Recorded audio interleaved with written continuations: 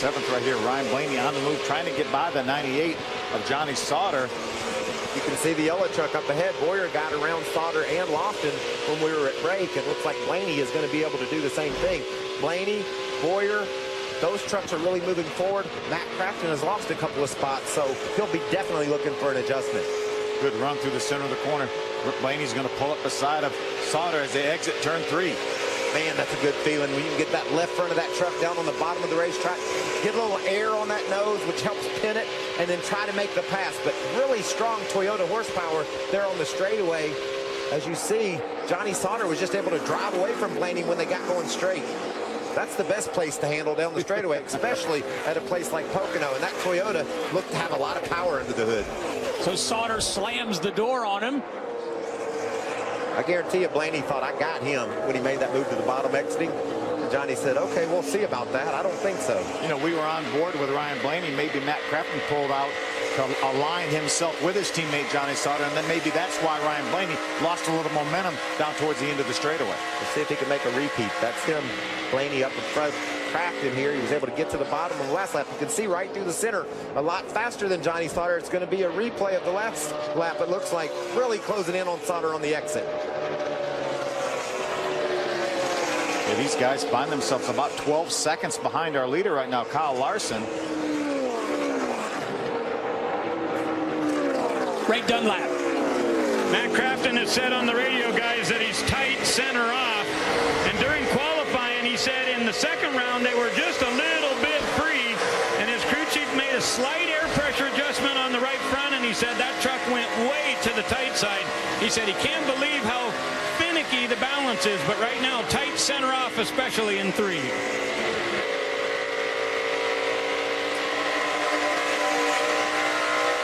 Talking back and forth with the crew down there on Matt Crafton's number 88 truck. That's Carl Joyner, crew chief, reporting that the truck isn't handling just the way he wants, and that's evident by the fact that Matt's losing some ground. Look, Blaney to the inside of Sauter again. Obviously, that 29 truck strong on exit of turn 3, center and off. I think he's going to be able to hang inside the side with Sauter down into turn 1. Here comes Crafton, like you said, Phil, drafting with Johnny Sauter. That helps Sauter, but I think that 29 truck is just too strong. Yeah, I think Matt was a little farther behind this time than he was that other time. So this time Blaney makes the pass. Now it looks like Crafton's going to challenge his teammate. See the 21 truck, Joey Coulter, he's behind Crafton, that white truck, and then Timothy Peters, the red and white number 17. Working lap number 13 of 60. You know, one thing about this strategy, you're talking about making it on one stop. Guys, if this thing goes green as we watch Ben Kennedy right now holding down the 4th spot, you know, we talk about Blaney and them being 13 seconds behind the leader. They'll never be able to overcome that unless we get a caution flag to close this thing up if we only make one pit stop. University of Florida graduate Ben Kennedy rides in the 4th position. I think 4th is where that truck is like to be. He was 4th fastest in the first practice, 4th fastest in the second practice, and nowhere did he qualify. 4th. And then you can see Boyer got around Justin Lofton, but he hasn't been able to drive away from Justin. Boyer's running in the 5th spot just behind Kennedy, and the last couple of laps Tyler Reddick and Ben Kennedy have been faster than our leader Kyle Larson. It makes you wonder, is Larson up there saving some fuel like we talked about? When you're racing like we saw Ryan Blaney, Johnny Sauter, Matt Crafton, those guys racing, you can't save any gas. But when you're cruising out in front, a couple and a half seconds in the lead, maybe that's in conservative mode. Larson leads Austin Dillon and Tyler Reddick. Stay with us here in Pocono.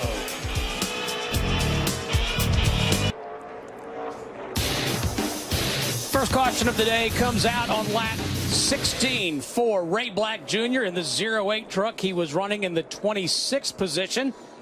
Got a bunch of flat tires right now as well as some body damage. Exiting the tunnel turn, I think the most difficult turn in all of NASCAR. And you can see just thing bobbles in the middle, and it just upset the truck enough to where it comes around, and Ray tries to hold on to it, but unfortunately catches that inside wall. There was a time when that wall wasn't there, Phil. Yeah. I've seen some people a lot of grass. Get sideways in that grass, so that's good safety. It wasn't a good break for Ray Black Jr. because of the damage, but safety is more important. So, Michael, Phil, how does this affect the strategy? Kyle Larson's going to pit. Ray Dunlap. Matt Crafton is coming in. He said his truck was really going wicked tight, so they're going to make an air pressure and track bar adjustment. The 31 of Ben Kennedy also down here. They're going to go Sunoco fuel. Now for Crafton, he said, give me whatever you can to try to give me some track position too. They said, well, if we're coming, let's do 4. Hermie? The 32 of Kyle Larson waited to the last possible second for his crew chief to call him down pit road. He likes his truck a little bit tight off of turn 2. 2 right side tires and air pressure for Kyle Larson. Guys, I'm not surprised as we watch Clint Boyer leaving pit road. I'm not surprised that the truck's maybe outside at the tail end of the top 10 coming in. I was a little bit surprised with Kyle Larson coming in. Austin Dillon, Tyler Reddick stay on the racetrack. Yeah, I agree with you, Phil, but now these guys know they've got to make another stop, and they're going to have tons of gas to get to the finish. So this could play out well if there's a bunch of green-white checkers late, which we've seen in the past. That's what the numbers say.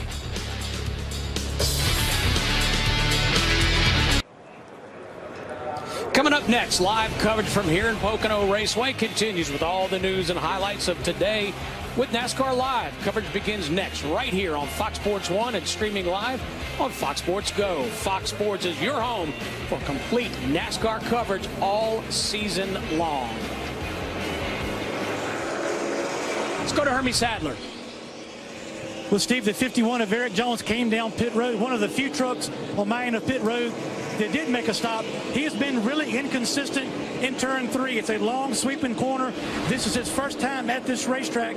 Depending on how he made the entry to the corner, he'd be too tight on one entry, free the next. So they brought him down pit road, air pressure adjustment, 2 right side tires.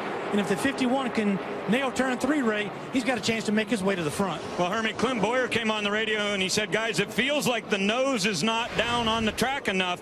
So when they pitted, they put 4 tires in, made a wedge adjustment, and also added a spring rubber in the right rear. Hopefully that'll help pin the nose just a little bit and get him through the center. Now for Ron Hornaday, his number 30 truck was loose. He said, guys, I need to be tightened up everywhere. So they put on 4 tires and made some major adjustments for that Ream Chevrolet.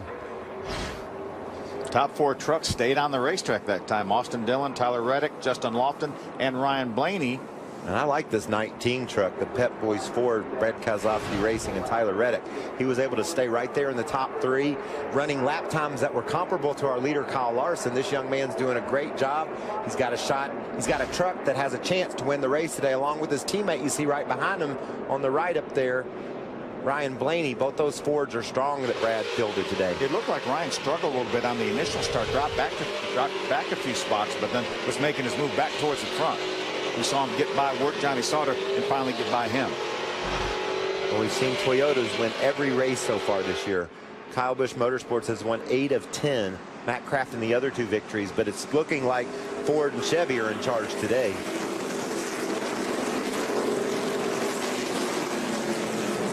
So just one caution here at Pocono Raceway. The pace truck is off.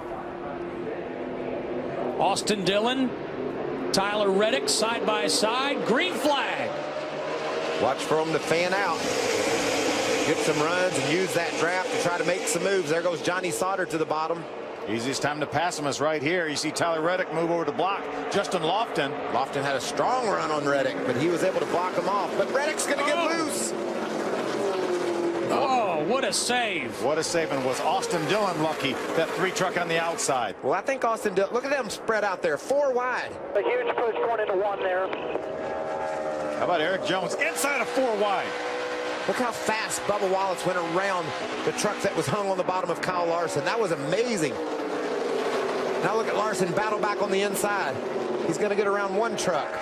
He's going to look to the inside of Timothy Peters.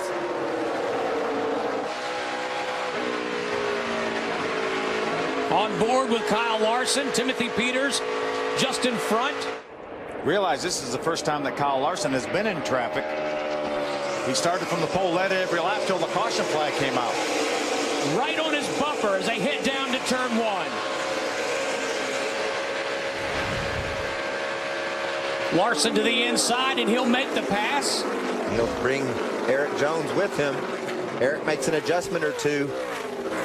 Oh, he barely really slid up in front of Timothy Peters. I don't think he intentionally did that. I think he had to chase that truck up there in front of Timothy Peters. That's when you're looking for a little help from a friend. Give me some space, brother.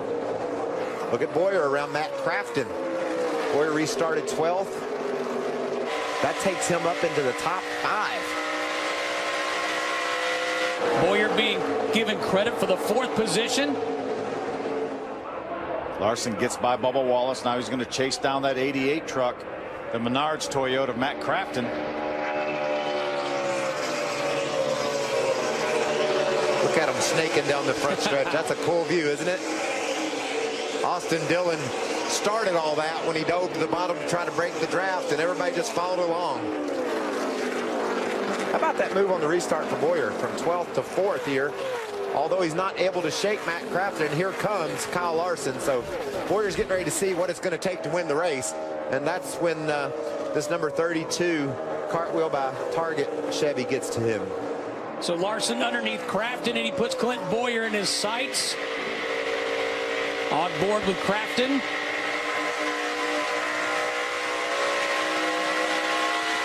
Look at that. That's the shortest straightaway on the track, and he ran over 174 miles an hour down into the corner. Really curious to see what he runs down at the inner straight. He exits the corner at about 148 miles an hour. We're going to go past 160. Yeah. Then we're going to go past 170. Yeah. Start finish line about 167 miles an hour. Now we're going to get up to about 180. There it is. Past it. Yeah, and that's about close to terminal velocity with these trucks.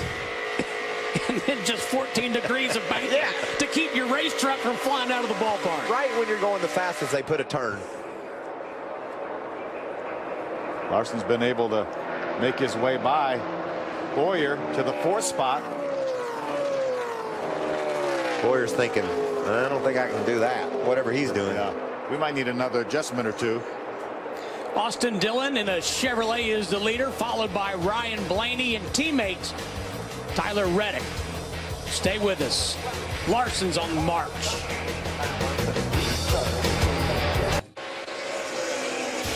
The Kyle Larson Express is on the move. He is the fastest truck on the racetrack, and he has just gone by 2nd place Ryan Blaney. Looked like he got a little bit loose there on exit on number 1 after he got by Ryan Blaney. Ryan may have pulled up on his tailgate or something, maybe made him a little bit loose, but that truck is fast. Yes. He's the only driver that has run a sub 55-second lap. And he ran that just a minute ago. You know, Steve, Michael and I were talking a few minutes ago that Kyle Larson pitted. We were a little bit surprised as fast as his truck was, but as fast as his truck is, he can do about anything. He could have any stretcher. He could have stopped, stayed out, or whatever, as fast as he is right now. Let's see when he makes the move around Ryan Blaney, how loose he actually gets up off turn 1. You can see pretty well sideways. And Ryan really wasn't that close. I thought maybe he drove up on his tailgate. That was not the case. You know, you look at a truck like that. Let's listen inside, see if we can hear him sliding. There he is. He breathed the gas, tires squall a little bit. But what you tend to think is, you know, he's just going to take it easy. He's got such a fast truck. These guys aren't going to take it easy. No, they're going to go as hard as they can. You got to get a lead. You got to get out in front. You're in control of the race then. And he's got a truck that he is driving the wheels off. Making it look easy. This is only a 60 lapper, guys. He's making it look easy, but he isn't driving it easy. Austin Dillon right in front. That would be for the lead. Here comes Kyle Larson. You wonder how maybe Austin Dillon's truck has been fairly fast. You wonder how maybe the air off of that truck is affecting Kyle Larson's truck. Pair of Chevys up in front, followed by a pair of Fords, and then a whole bunch of Toyotas. Now they're just having fun out there, it looks like. Timothy Peters to pit road on lap 29. Steve, here's a situation with Peters. He said his truck is absolutely so loose he's about to wreck it. So he called into his crew chief, Marcus Richmond, and said, you got to make a big swing at this thing. And they know that they're right in their window here. Maybe 1 lap short, but Peters said he couldn't hold on to it. Next time by, I expect the 20 of Justin Lofton to be headed down pit road. You want to pit between lap 29 and 30 to be able to be in your window to make it the rest of the way. And also the 3 should be coming this way. Let's check in with Hermie.